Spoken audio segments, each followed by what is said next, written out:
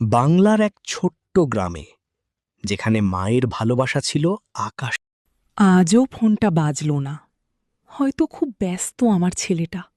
এই মিটিংটা শেষ করি আগে, পরে কথা বলবো, এখন সময় নেই একদম। প্রতিদিন সন্ধ্যা নামত, আর মায়ের চোখে জমত এক রাশ আশা।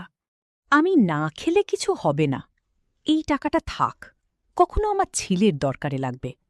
কষ্টে কষ্টে দিন কাটতে লাগল। শরীর ভেঙে গেলেও মায়ের মনে ছিল শুধু একটাই চিন্তা, তার ছেলে ভালো আছে তো। কি বলছেন?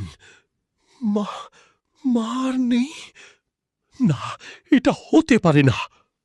অনেক দেরিতে সে ফিরল সেই ঘরে, যেখানে তার জন্য আজও অপেক্ষা করছিল নীরবতা। পুরনো স্মৃতির মাঝে সে খুঁজতে লাগল মায়ের ছোঁয়া। হঠাৎ চোখে পড়ল একটা পুরনো ট্রাঙ্ক। বাবা, তুই ভালো থাকলেই আমি ভালো আছি। আমি একটু একটু করে কিছু টাকা জমিয়েছি, তোর প্রয়োজনে লাগ। চিঠির পাশে রাখা সেই টাকা ছিল না শুধু টাকা, ছিল এক মায়ের না খেয়ে থাকা দিনের গল্প।